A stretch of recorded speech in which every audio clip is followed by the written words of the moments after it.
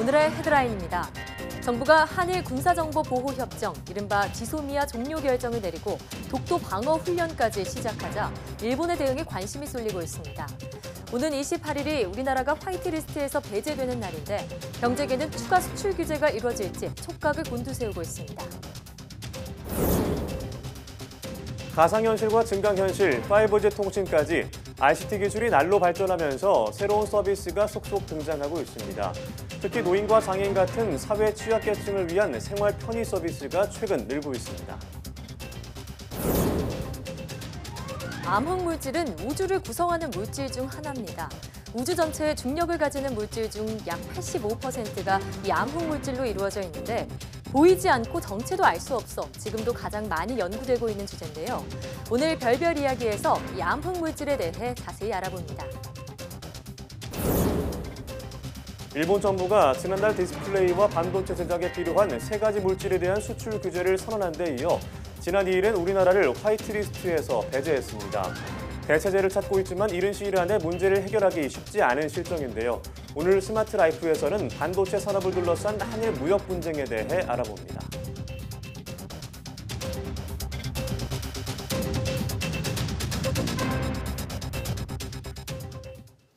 여러분 안녕하십니까? 사이언스 투데이입니다.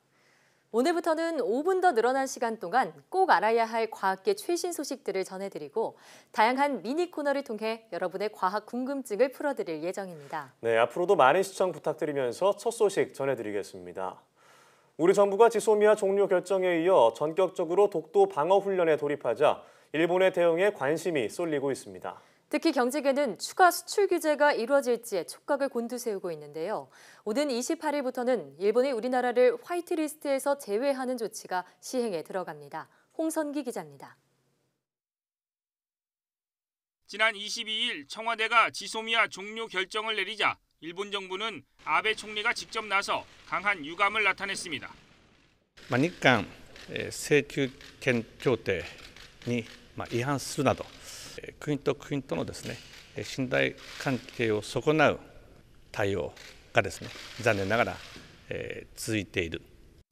또 우리 해군의 독도 방어 훈련까지 시작되면서 국내 경제계는 일본의 이런 강한 유감 표명이 추가적인 한국 수출 규제로 이어지지 않을까 우려하는 모습입니다. 특히 오는 28일이 우리나라가 일본의 화이트리스트에서 배제되는 날이어서 주목하고 있습니다. 일본이 시행령 개정안에는 추가 수출 규제 품목을 명시하진 않았지만 시행을 기점으로 대상 품목들이 드러날 수 있기 때문입니다. 세코 히로시게 일본 경제산업상이 지소미아 종료 결정 이후 한국에 대한 수출 규제 정책을 엄숙한 자세로 실행하겠다고 말한 대목도 이런 우려를 키우고 있습니다. 그러나 일본이 수출 규제 품목을 확대하기는 어려울 것이라는 조심스러운 전망도 나오고 있습니다. 한국에 대한 수출 규제가 한국 기업들에 타격을 주는 것뿐 아니라 해당 물품을 수출하는 일본 기업에도 어려움을 주고 있기 때문입니다. 또 한국인들의 불매운동과 여행 거부로 일본 내에서 타격을 입는 분야도 늘어나고 있어서 내부 여론도 신경을 써야 한다는 겁니다. 우리 정부는 일단 기업들의 불안감을 불식시키기 위해 힘을 쏟고 있습니다. 지소미아 협정 연장이 국익에 부합하지 않는다고 판단하여 종료 결정하였습니다. 어떠한 상황 하에서도 우리 경제에 미치는 부정적 영향이 최소화되도록 면밀하게 상황 관리하고 점검 보완하여 적극적으로 대응해 나가겠습니다. 그러나 언제든 일본 정부가 전격적으로 추가 경제 보복을 단행할 가능성이 있는 만큼 우리 기업들의 걱정은 당분간 쉽게 해소되기 어려워 보입니다. YTN 홍선기입니다. 문재인 대통령은 소재 부품 장비 분야 국내 기업에 투자하는 이른바 필승코리아 펀드에 가입했습니다. 문 대통령은 서울 충정로 농협 본점에서 생애 처음으로 펀드에 가입하며 5천만 원을 입금했습니다. 문 대통령은 소재 부품 장비 산업 강화는 일본의 무역 보복에 대한 대응뿐 아니라 우리 제조업의 경쟁력을 높이기 위해서도 필요하다고 강조했습니다. 또 이 펀드의 운용 보수의 절반은 소재 부품 장비 산업에 대한 연구기관 등에 지원하는 등 아주 착한 펀드라면서 자신도 가입해 힘을 보태야겠다고 생각했다고 말했습니다. 그럼 문 대통령의 발언을 들어보시겠습니다. 소재 부품 산업의 우리 경쟁력을 높인다면 그것은 곧바로 우리 제조업 전체의 경쟁력을 높이고 또 제조업의 수익성을 높이는 그런 일이 될 것이라고 생각을 합니다. 이미 성공한 그런 기업에 투자를 하는 것이 아니라 맞으면 기업의 미래 발전 가능성을 보고 투자를 하는 것이기 때문에 위험 부담도 없지 않은데, 그러나 우리 농협에서는 판매 보수나 운용 보수를 대폭 인하함으로써 가급적 가입한 고객들에게 이익이 돌아가도록 그렇게 했고, 또 얻어지는 운용 보수의 또 절반은 또 소재 부분 장비 이 산업에 대한 어떤 연구 기관 등에 또 지원하는 것으로 그렇기 때문에 아주 정말 착한 펀드. 우리나라 핵심 소재와 부품 기업의 연구개발 지출액이 일본에 비해 적다는 분석이 나왔습니다. 한국경제연구원은 한국과 일본의 소재 부품 기업 1,117개 회사의 R&D 지출액을 조사한 결과 일본 기업이 1.6배 많다고 밝혔습니다. 특히 반도체와 디스플레이, 화학 소재 기업만 따로 놓고 분석하면 일본 기업들의 R&D 지출액이 한국 기업의 40.9배나 됐습니다. 또 1차 금속은 5.3배, 섬유도 5.1배나 일본 기업들이 많은 연구개발비를 지출하고 있었습니다. 가상현실과 증강현실, 5G 통신까지 ICT 기술이 날로 발전하면서 전에 없던 신기하고 새로운 서비스가 속속 등장하고 있습니다. 이런 첨단 기술이 모여 우리 사회 취약계층을 위한 생활 편의 서비스도 날로 발전하고 있습니다. 김현우 기자가 취재했습니다. 서울의 한 노인복지센터입니다. 할아버지들이 어린 학생처럼 정성을 다해 색깔 매직으로 큰 원을 그립니다. 그 위에 작은 로봇을 올려놓자 선을 따라 움직입니다. 한 통신사가 개발한 IT 기반 치매 예방 학습 프로그램입니다. 치매 예방에도 참 좋을 것 같으네요. 자꾸 뭘 생각하니까 아주 이게 참 좋은 프로그램 같아요. 흥부가 박을 타는 그림에 색칠을 한 뒤 스마트폰을 대면 증강현실 기술이 입체 영상을 불러냅니다. IT를 활용해 학습하고 집중력을 높여 뇌 활동을 활발하게 해 치매에 도움이 됩니다. AR, VR, IoT 이런 기술들이 우리 어르신들의 집중력 향상, 그걸 통해서 인지력이 개선되고요. 그래서 뇌가 좀 활력화되고, 그래서 아마 치매를 예방하는 데 도움을 주고 있다고 봅니다. 시각장애인은 인공지능 스피커를 통해 점자를 익힐 수도 있습니다. 한 벤처기업이 개발한 점자 학습기가 통신사의 인공지능 스피커와 통신망으로 연결돼 1:1 점자 교육을 할 수 있습니다. 음성 명령만으로 점자를 읽고 쓸 수 있습니다. 취약계층은 그런 혜택을 못 받고 있는 게 현실입니다. 그래서 저희는 앞으로도 기술을 이용해서 시각장애뿐만 아니라 다양한 사회의 소외계층을 대상으로 해서 정보에 대한 접근성을 올려주는 그런 사업을 계속 진행할 예정입니다. 국내 시각장애인은 27만여 명, 점자 문맹률은 90%가 넘습니다.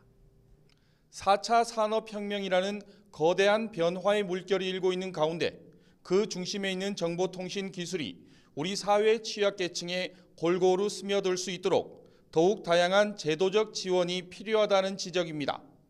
YTN 김현우입니다. 국내 연구진이 휴대전화나 노트북 등의 배터리 원료로 쓰이는 리튬을 바다에서 캐내는 방법을 개발했습니다. 포스텍 이상준 교수팀은 알긴산 비드라는 금속을 이용해 바닷물에서 리튬을 골라내는 새로운 기술을 개발했다고 밝혔습니다. 연구팀은 알긴산 비드가 알루미늄의 강한 정전기적 반발력 때문에 나트륨이나 칼륨, 마그네슘은 강하게 밀어내고 리튬만을 효과적으로 흡착한다는 사실을 확인했습니다.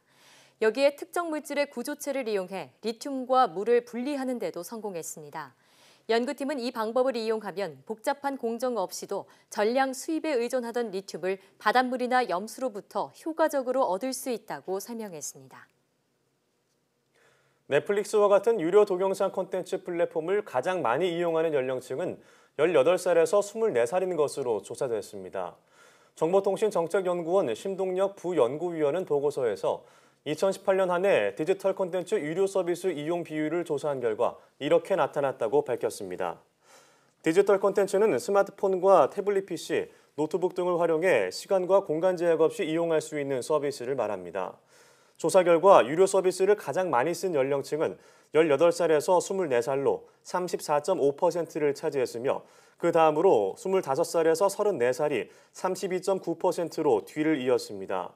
콘텐츠 유형별로는 음악 서비스 이용 비율이 18.4%로 가장 높았고 게임과 신문 잡지, 동영상과 영화 등의 순으로 집계됐습니다. 국내 연구진이 수면 다원 검사와 같이 뇌신경 생리 신호를 분석하는데 인공지능을 활용하는 방법을 개발했습니다. 분당 서울대병원과 서울대 공동연구팀은 뇌파 검사에 딥러닝 모델을 적용해 수면 단계를 자동으로 분석하는 알고리즘을 개발했다고 밝혔습니다. 연구팀은 건강한 소아 218명의 정상 뇌파를 분석해 3만 5천여 개의 뇌파 분석 단위에 대해 3명의 신경과 의사가 각각 수면 단계를 구분하도록 한 뒤 이를 바탕으로 각성 수면 단계를 자동 분석하는 알고리즘을 개발했습니다. 이렇게 개발한 알고리즘은 뇌파 전문가가 분석한 자료와 비교했을 때 92% 정도의 정확도로 수면 단계를 구분했습니다. 연구팀은 수년간의 수련과 전문성이 필요한 뇌파 분석에 인공지능을 적용하면 인적 오류를 최소화할 수 있다며 이를 통해 뇌파 분석의 질적 수준 향상도 기대할 수 있다고 설명했습니다. 국내 연구진이 암세포에 구멍을 내 죽이는 자연 살해세포의 공격력을 한 단계 높이는 데 성공했습니다. 차의과학대 연구팀은 우리 몸속 자연 살해세포인 NK세포가 암세포를 더 잘 인지할 수 있도록 효율을 높이는 기술을 개발했다고 밝혔습니다. 연구팀은 암세포 인식 기능을 강화한 유전자를 자석 나노입자와 함께 전달해 유전자가 NK세포 안으로 잘 들어가도록 했습니다. 여기에 고분자 생체 재료를 나노입자 위에 겹겹이 코팅하는 방식으로 NK세포가 암세포를 더 잘 찾을 수 있도록 만들었습니다. 이를 유방암 동물 모델에 적용했더니 NK세포의 암세포 파괴 능력이 향상되면서 종양 크기가 4배 줄어들었습니다. 연구팀은 이 기술을 이용하면 차세대 항암 면역세포로 주목받는 자연살해세포를 적극적으로 활용할 수 있게 된다고 설명했습니다.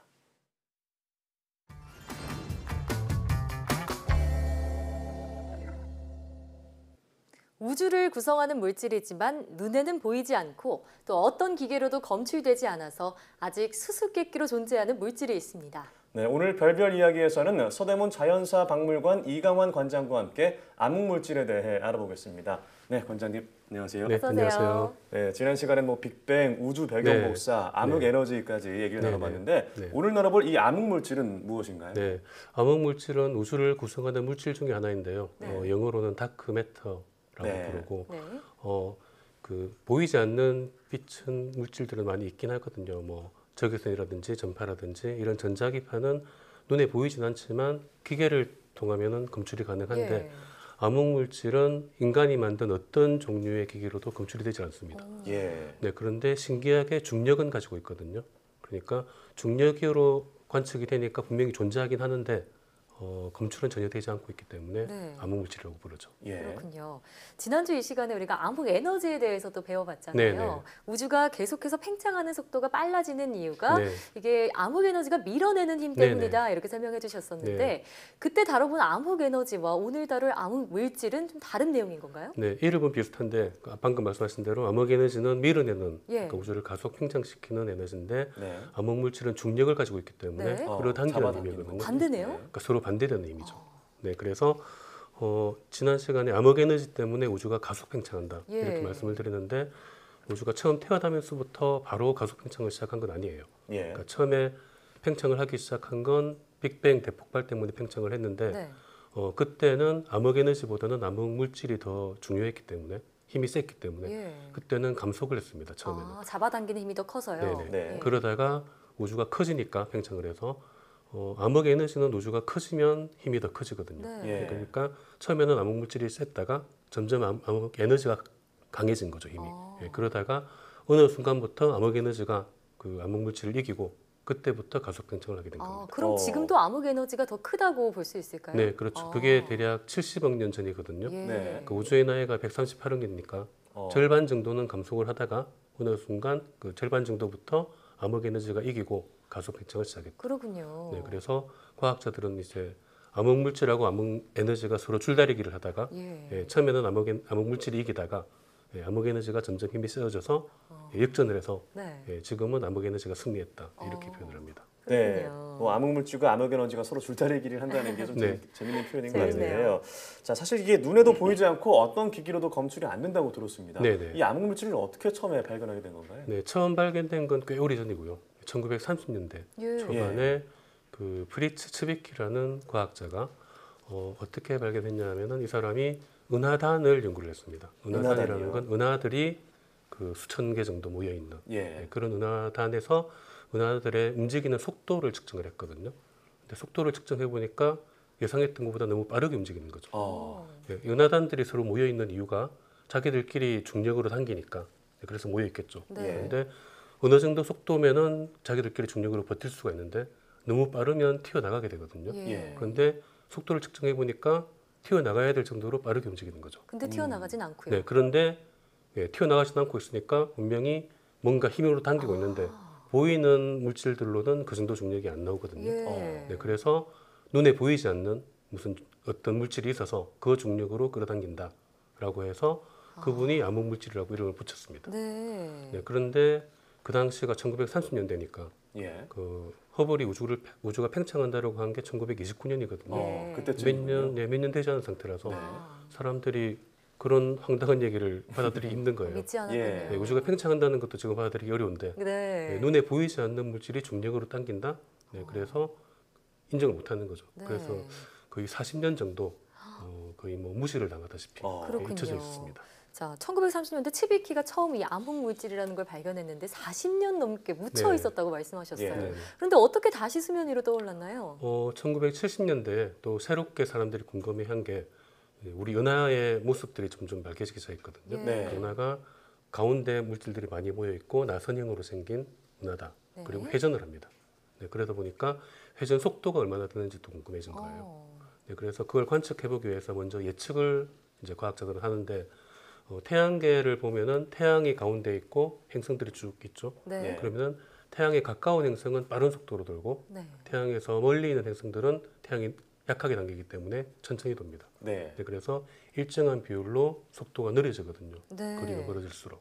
아, 그렇군요. 근데 그 비율을 구한 사람이 천문학자 케플러라고요. 네네. 그래서 그런 회전을 케플러 회전이라고 합니다. 네. 네, 그래서 우리 은하나 안드로메다 은하처럼 나선 은하들을 보면 비슷하게 생겼어요. 가운데 많이 모여 있고 네. 밖으로 흩어져 나가면서 흩어져 있으니까 역시 케플러 회전을 하지 않을까. 아. 네, 멀리 갈수록 속도가 줄어들지 않을까라고 예. 예측을 했는데 관측을 해보니까 줄어들지 않고 계속 빠르게 도는 거죠. 속도가 줄어들지 않았다. 네, 속도가 줄어들지 않아요. 예. 네, 그렇게 회전을 하려면 가운데 물질이 모여 있으면 되지 않고 바깥쪽에도 물질이 똑같이 계속 분포를 해야 됩니다. 예. 그런데 눈으로 보기에는 분명히 가운데에만 다 모여 있거든요. 네. 그러니까 그때 츠비키와 마찬가지로 베라 루빈이라는 여성 천문학자였거든요. 예. 처음 관측한 분이.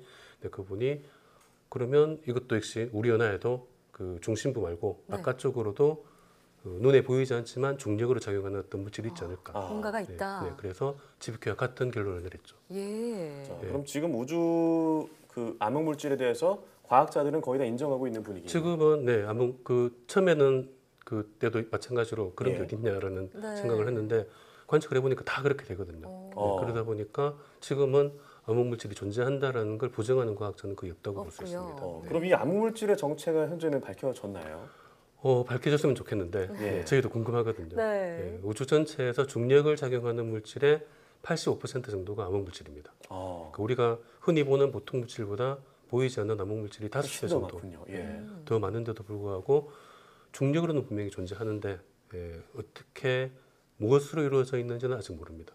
그래서 이제 여러 가지 연구를 통해서 알아본 결과 보통 물질하고 비슷한데 아주 작아서 안 보인다라고 생각할 수도 있는데 네. 그런 건 아니고 아예 우리가 알고 있는 물질들과는 전혀 다른 형태의 물질들이다. 그래서 검출도 안 되고. 네, 그래서 검출도 되지 않고 그래서 뭐 입자 물리학자들은 입자 가속기 같은 걸 통해서 만들어 보자 한번. 예. 네, 그런 식으로도 연구를 하고 있고. 네, 그래서 지금은 뭐 거의 모든 은하와 은하단에서 츠비키와 그 베라 루빈이 발견했던 그 중력 현상들을 예. 발견되고 있고요. 암흑 물질들이요. 그래서 그리고 우주의 암흑 물질이 어떻게 분포하고 있는지 지도도 다 그려져 있습니다. 그래요. 네, 그런데 그게 정체가 뭔지 모를 뿐이죠. 네. 그래서 네, 지금 뭐 열심히 연구를 하고 있고 암흑물질이 우주에서는 사실 워낙 중요한 거다 보니까 네. 그걸 발견하신 분이 베라 루빈이라는 여성 천문학자라고 했는데 노벨상을 드려야 된다라는 얘기가 그죠. 항상 나왔어요. 네. 그래서 노벨상 시즌마다 후보로 계속 거론이 되었는데 계속 불발이 되어다가 그래요. 2016년에 그분이 돌아가셨습니다. 아이고. 그럼 못 받으시잖아요. 네, 그래서 안타깝게 생각을 하고 있는데. 네. 어쨌든 지금 과학계에서는 암흑물질이 굉장히 핫한 주제 중에 하나로 볼 수 있습니다. 자, 오늘은 우리가 암흑물질에 대해서 알아봤는데 이 암흑 에너지가 서로 밀어내는 청력이라면 이 암흑물질은 서로 잡아당기는 인력이다라고 볼 수도 있겠네요. 네, 그렇습니다. 네. 자, 이 치비키와 베라 루빈의 뒤를 이어서 후대 과학자들이 암흑물질과 이 암흑 에너지, 이 어둠의 비밀을 좀 밝혀내길 기대해 보겠습니다. 네, 오늘 말씀도 재밌게 잘 들었습니다. 네, 감사합니다. 고맙습니다.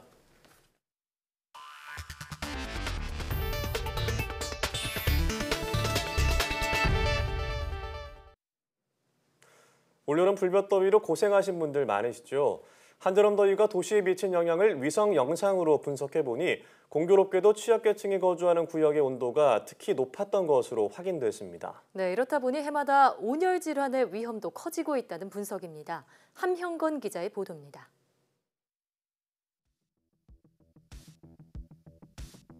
건물 구조상 바람이 들지 않아 숨이 턱턱 막힙니다. 34도, 35도 이렇게 되면은 이 열이 받아서 여기는 못 있어요, 사람이. 밑에 층은 있어도 여기 2층에도. 지난 한 달 일별 최고 기온은 대부분 30도를 웃돌았습니다. 지난해보다 덜 더웠다고는 하지만 올여름도 불볕더위와의 힘겨운 싸움이 곳곳에서 이어졌습니다. 하늘에서 보면 어땠을까? 인공위성이 촬영한 영상 자료를 분석하면 지상의 관측시설보다 더욱 촘촘하게 열 분포를 살펴볼 수 있습니다. YTN 데이터 저널리즘 팀이 유럽 우주국의 센티넬 3호 위성이 찍은 영상을 수집해 지표면 온도를 조사했습니다. 이달 들어 구름이 덜 끼었던 날의 서울 지표면 온도를 색상으로 표시했습니다. 노란색은 지표면 온도가 30도대, 짙은 주황색은 40도 이상으로 치솟은 곳입니다.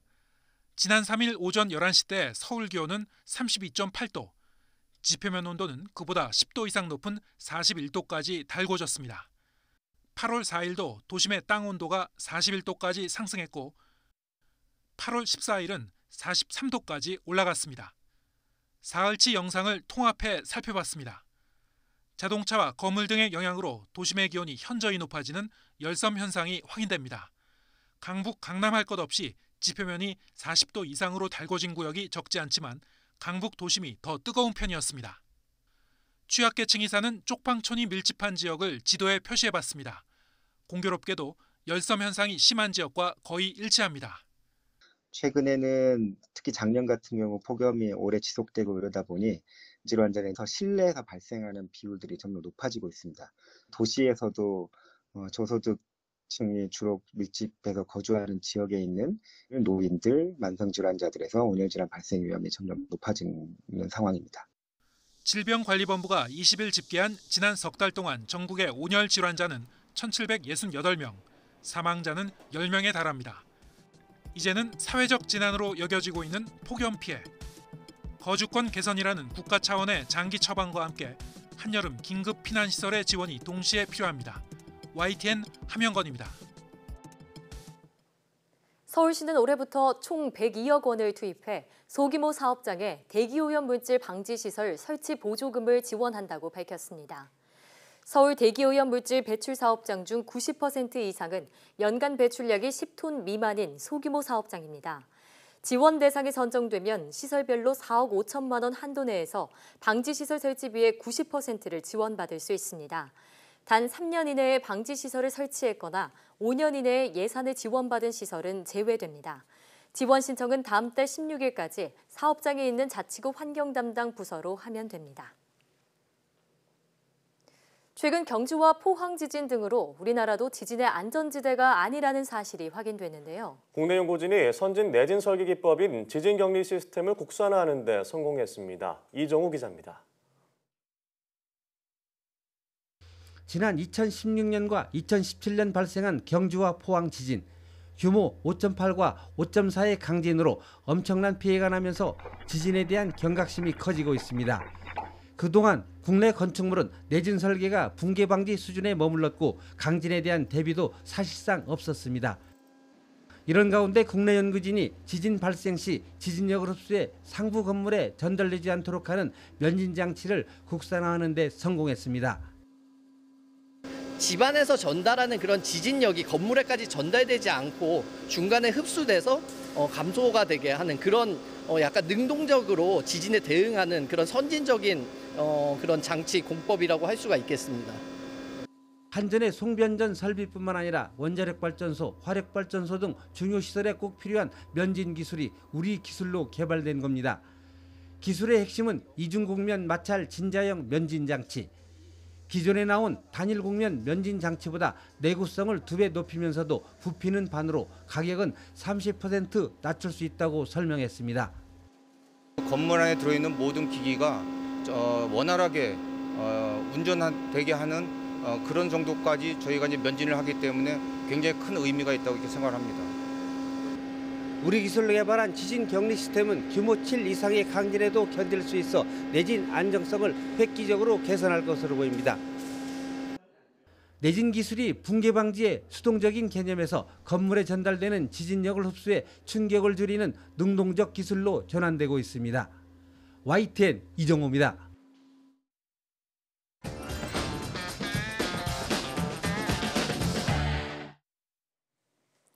새롭게 단장한 사이언스 투데이 함께하고 계신데요. 이번 주부터 매주 월요일 한 주간 화제 뉴스를 뽑아보는 사이언스 핫5 시간을 준비했습니다. 지난주 시청자들의 눈과 귀를 사로잡은 뉴스는 어떤 것일까요? 먼저 5위부터 알아보겠습니다.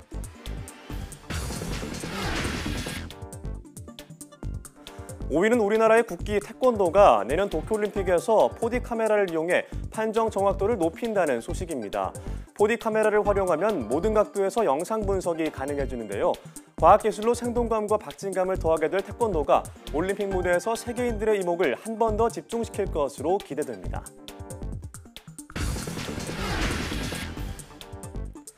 증강현실 기술을 활용해 마치 살아있는 듯한 동물의 모습을 만날 수 있는 이색 동물원 소식이 4위를 차지했습니다. 최근에는 동물 윤리 측면에서 동물원을 부정적으로 보는 시각도 있는데요.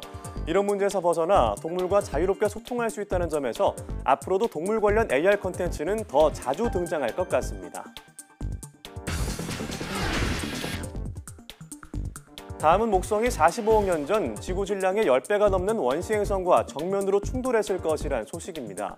목성은 지구 질량의 무려 320배에 달하는 거대한 행성이지만 그 중심에 있는 핵의 밀도가 매우 낮은 특징을 갖고 있는데요. 이런 특징이 나타나게 된 이후로 과거 목성과 원시 행성과의 충돌이라는 분석 결과가 나오면서 태양계 초기 어마어마한 충돌 시나리오가 새롭게 제시됐습니다.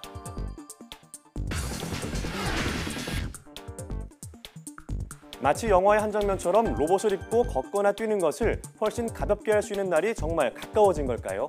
걷기와 뛰기 모두를 지원하는 웨어러블 엑소슈트, 즉 입는 로봇이 새롭게 개발됐다는 소식이 2위를 차지했는데요. 날로 지나고 있는 웨어러블 로봇의 변신은 어디까지일지 더욱 궁금해지네요.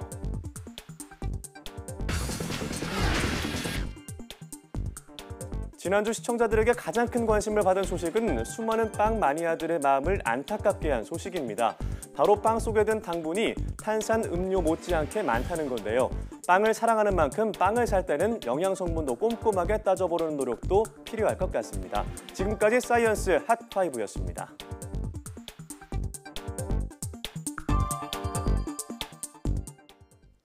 정보통신 관련 대학원생들이 팀을 짜서 석 달 동안 발명품을 만들어내는 메이커톤이라는 대회가 있습니다.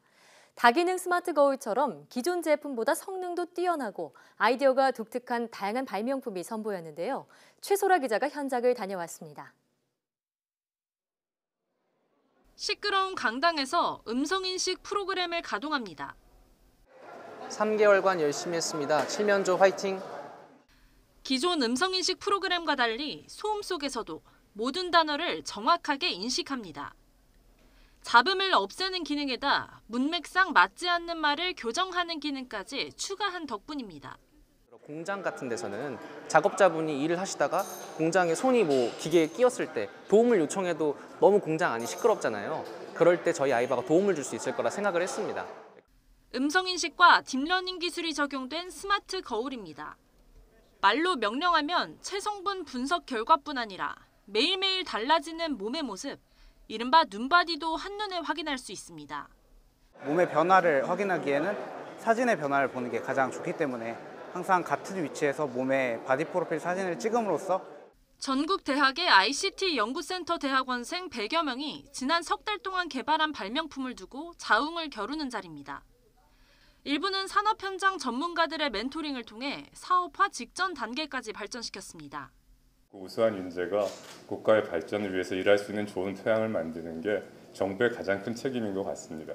앞으로의 대한민국의 50년의 장래를 책임지는 그런 인재들이 나오길 기대해 봅니다. 이번 행사를 후원한 대기업은 우수 학생의 채용을 추진할 예정이어서 미래 ICT 인재 양성의 새로운 협력 모델로 떠오르고 있습니다. YTN 사이언스 최소라입니다. 요즘 웬만한 도시에서는 개구리조차 쉽게 보기가 어려운데요. 그런데 이곳에 가시면 무려 200여 마리의 양서류와 파충류를 만나볼 수 있다고 합니다. 네, 카멜레온과 이구아나, 육지거북 등 세계적인 희귀종들을 한자리에 모아놓은 특별전 현장을 이혜리 기자가 소개합니다. 검은 등껍질에 노란 줄무늬가 선명한 방사거북이 어린이들의 눈길을 사로잡습니다. 평소 알고 있던 거북과는 조금 다른 모습의 거북이 마냥 신기하기만 합니다. 도마뱀이 움직이는 게 신기했어요. 거북이 등껍질에 있는 무늬도 신기했어요. 거북이 모양들이 다 특이하고 등껍질도 신기했어요. 카멜레온을 한번 봤는데 색깔도 바뀌고 신기해서 좋았어요. 멸종위기종 1급으로 지정된 방사거북과 국내에 단 한 마리밖에 존재하지 않는 이구아나까지 해외에서 서식하는 양서 파충류들이 한자리에 모였습니다. 이번 특별전에는 국내에서 보기 힘든 양서 파충류 60종이 전시되고 있습니다. 특별전에서 선보이는 동물은 모두 200여 마리. 이 가운데 30여 종이 멸종 위기종으로 종 보존 목적으로 특수하게 사육되는 동물들입니다. 국내에서 자생하는 종들은 없고요. 이번에 데려온 애들은 동물원에서도 볼 수 없는 희귀한 종들을 많이 데려왔습니다. 특히 동물들의 서식 환경과 흡사하게 조성된 전시장은 현실감을 더합니다. 이번 전시에서는 또 전문 사육사의 해설을 들으며 동물들의 생태를 좀 더 가까이서 체험할 수 있는 시간도 마련됐습니다. 표본들을 많이 봐왔는데요. 실제 내가 스스로 부모님과 가족이 함께 눈으로 보고 관찰하고 탐구할 수 있는 자리를 마련하였습니다. 희귀 양서 파충류의 생생한 모습을 직접 보고 느낄 수 있는 이번 전시는 다음 달 1일까지 계속됩니다. YTN 사이언스 이혜리입니다.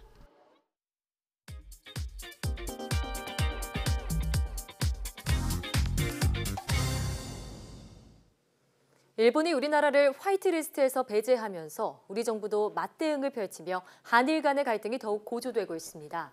일본을 수출 우대국에서 강등시키는 조치와 함께 한일 군사정보보호협정 지소미아 종료를 결정했는데요. 오늘 스마트라이프에서는 반도체 산업을 둘러싼 한일 무역 분쟁에 대해 정리해 보도록 하겠습니다. IT 칼럼니스트 이용 씨 나와 계십니다. 안녕하세요. 안녕하세요. 네, 점점 한일 갈등 점점 장기화되고 격해지고 있는데요. 그렇죠. 그 사건들을 좀 정리해 볼 수 있을까요? 일단 지난 7월 1일 시작했습니다. 일본 정부에서 좀 일방적으로 이제 디스플레이와 반도체 등을 제작할 때 쓰이는 소재에 대해서 수출 규제를 하겠다라고 이제 선언을 한 건데요. 이 세 가지 물질은 일단 불화수소, 포토레지스트, 그리고 이제 폴리이미드 이 세 가지 물질입니다. 지금까지는 3년마다 한 번씩만 이제 허가를 받으면 됐는데 앞으로는 개별 수출할 때마다 이제 허가를 받아야 된다라고 이제 얘기를 한 거고요. 거기에 더해서 지난 8월 2일에는 이 2차로 일본이 한국을 이 화이트리스트에서 이제 배제 조치를 했습니다. 다르게 말해서 신뢰할 수 있는 수출 대상 국가가 한국은 더 이상 아니다라고 얘기를 한 거죠.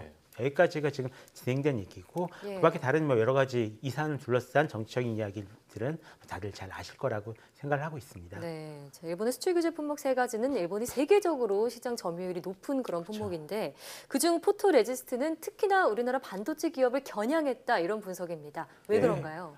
일단 이 포토레지스트라는 것 자체가 일종의 감광액이거든요. 이게 반도체를 만들 때 이 웨이퍼란 판이 있는데요. 이 판에 회로를 새기기 위해서, 그러니까 저희 설계도를 이 웨이퍼에다가 찍기 위해서 쓰는 일종의 필름으로 만들어주는 감광액입니다. 이때 쓰는 물질인데 이 중에서도 이게 좀 감광액이 여러 가지 종류가 있는데 이 지금 쓰는 문제가 된 포토레지스트는 EUV 포토레지스트라고 해가지고 저희는 이제 극자외선 포토레지스트, 그래서 가장 최신 공정에 쓰이는 이 포토레지스트거든요. 그래서 아마 지금 삼성공자의 7나노미리 공정이 쓰이는데 간단히 말씀드리면 최근 출시된 갤럭시 노트 10이 이 7나노 공정 메모리를 만든 반도체를 탑재하고 있습니다. 근데 여기 쓰이는 물질을 바로 겨냥을 한 거죠. 예. 자, 그런데 이 포토레지스트는 최근 수출 허가가 났죠. 예, 그렇습니다. 이게 일본에서 8월 7일과 19일 이제 2번 수출 허가를 내줬는데요. 네. 원래는 이게 좀 더 일찍 들어왔어야 될 물량인데 수출 허가가 늦어지면서 늦게 들어오게 된 겁니다. 근데 이거는 솔직히 말씀드리면 허가를 안 내주기가 굉장히 어려운 물건이거든요. 그러니까 예를 들어서 이 A라는 회사에서 만든 포토레지스트는 A라는 회사와 이제 함께 개발한 그런 포토레지스트입니다. 그래서 만약에 이 포토레지스트를 한국에 수출하지 않게 된다라고 하면은 이걸 다른 데 수출할 방법이 없어요. 그러니까 일본 기업에도 타격이 된다. 예, 굉장히 타격이 되는 거죠. 그런 물질이기 때문에 일본 기업이 90% 이상을 독점을 하고 있는 것은 사실이지만 실제로는 한국에 수출 안 하기가 어려운 물질이고요. 거기에 일단 다행히 일본이 이제 한국 합작사가 있거든요. 또는 이제 해외 쪽에 설치해놓은 지사가 있는데 이쪽을 통한 판매는 아직 막지 않고 있습니다. 그래서 어떻게든 계속 공급은 받을 수 있을 거라고 생각을 하고 있습니다. 어쨌든 일반 포토레지스트도 아니고 EUV용 포토레지스트를 콕 집어서 규제했다는 거는 정말 한국의 반도체 기업의 노린처사로밖에 볼 수 없겠습니다. 그렇죠. 이 불화 폴리이미드 상대적으로 우리 기업에 미친 영향이 적다고 하던데 그건 왜 그런가요? 이게 이 제품 같은 경우는 이제 폴더블 디스플레이에서 이제 커버 유리 대신에 이제 사용되는 그런 소재거든요. 약자로 그냥 PI다라고 부르는데요. 이 소재 역시 어떤 군사적인 용도로서 적용될 우려가 없는데 지금 제한받은 그런 그 소재입니다. 그래서 왜 그렇게인지 모르겠다라고 생각을 하는데 처음에는 갤럭시 폴드나 이 폴더블 TV 등에 영향을 주지 않을까라고 생각을 했었어요. 생각을 했었는데 문제는 이런 문제가 이제 발생하지 않고 있습니다. 이게 이번에 일본에서 규제 대상으로 올라간 게 이 불소가 10% 이상 사용된 폴리이미드인데요. 이게 좀 굉장히 좀 난감한 게 일본에서 이런 소재를 생산하지 않고 있습니다. 그러니까 딱히 그쪽에서 우리한테 수출할 게 없는 거예요. 그래서 한국 같은 경우는 이제 액상 형태로 된 폴리이미드를 들여와가지고 그걸 국내에서 하드 코팅 작업을 한 다음에 이제 쓰고 있는데 이런 액상 형태 폴리이미드는 아예 그 규제 대상에 올라가질 않습니다. 그리고 뭐 일반 폴더블 디스플레이에서는 이미 한국에서 만든 것을 쓰고 있는 상황이고요. 그래서 또 역으로 한국에서 액상이 이 폴리이미드를 수출해가지고 일본에서 경화시켜가지고 중국 수출하는 이런 일도 벌어지고 있거든요. 그래서 이걸 왜 도대체 규제품을 옮길 건가 이런 궁금증을 아직까지 좀 가지고 있습니다. 예, 그럼 그 애칭가스로 불리는 고순도 불화수소는 어떤가요? 이게 정말 큰 문제죠. 지금 가장 큰 문제가 이 불화수소인데요.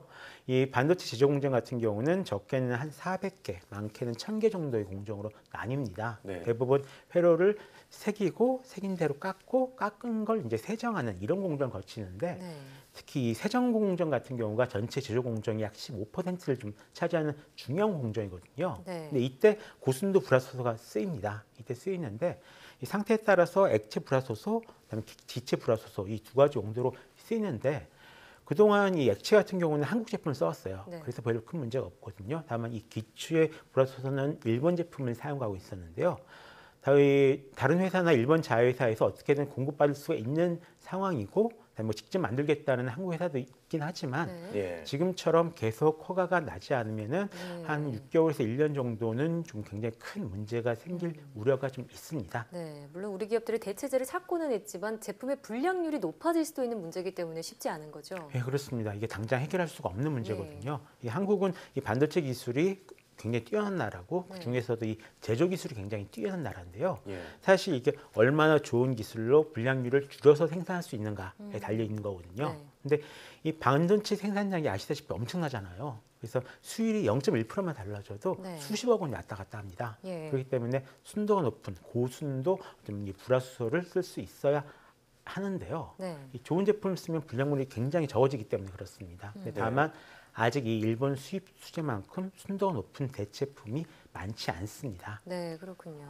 게다가 이 회사마다 만든 비법이 다르기 때문에 정말 방망이 깎는 노이처럼 하나하나 조정을 해줘야 돼요. 근데 그렇기 때문에 이 노하우가 바로 실력이라고 할 수가 있는데 새로운 소재를 들어오게 될 경우에는 그에 맞춰서 제조 공정 다시 조정을 해줘야 되니까 그 대체품을 찾기가 한 1년 정도 걸리지 않을까. 그래서 올해 말이나 내년 초가 되어야지 뭔가 좀 알 수 있지 않을까 싶습니다. 예, 그럼 이 대체품을 찾더라도 쉽게 해결될 문제가 아닐 것 같은데요. 앞으로 반도체 산업은 어떻게 될 거라고 전망하시나요? 일단은 그래도 좀 잘 되지 않을까라고 생각을 하고 있습니다. 네. 사실 이게 그 농담은 아니고요. 일단 내년부터는 이제 반도체 산업 자체가 다시 한번 회복될 거다라는 네. 이야기가 나오고 있거든요. 일단 그 수요가 다시 되살아날 우려가 있고요. 네. 다른 하나는 중국이 좀 제일 큰 문제였는데 중국에 대한 문제를 좀 현재 지금 미국이 좀 막아주고 있는 상황이기 때문에 예. 지금처럼 계속 어떤 그러니까 구조적인 노력을 계속하면서 네. 어떤 무엇인가를 지금 여러 가지 혁신을 계속하면은 내년쯤에는 지금보다 훨씬 좋은 모습을 볼 수 있지 않을까 그렇게 생각을 하고 있습니다. 네. 예, 참 한일 간의 자존심 싸움이 한동안 계속될 것으로 보이는데 우리 기업의 새로운 활로를 여는 계기가 될지 지켜봐야겠습니다. 네. 오늘 말씀 고맙습니다. 잘 들었습니다.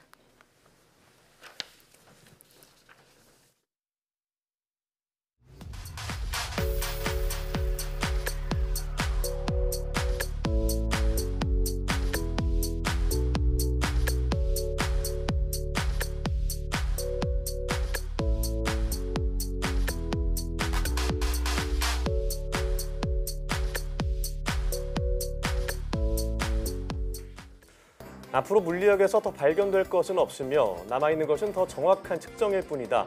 영국의 물리학자 켈빈이 1900년에 물리학의 미래에 대해 이렇게 선언했습니다. 하지만 그 예측은 보기 좋게 깨졌죠. 아인슈타인이 특수상대성 이론과 일반 상대성 이론을 발표하고 이후에 양자역학까지 등장하면서 물리학의 지형은 크게 바뀌었습니다. 현재 우주의 가장 큰 신비인 암흑물질과 암흑에너지는 설명하지 못하는 것이 너무 많습니다. 하지만 수많은 과학자들이 치열하게 그 답을 찾고 있으니 언젠가 그 비밀이 풀리지 않을까 기대해봅니다. 네, 사이언스 투데이 오늘 저희가 준비한 소식은 여기까지입니다. 함께해 주신 여러분 고맙습니다.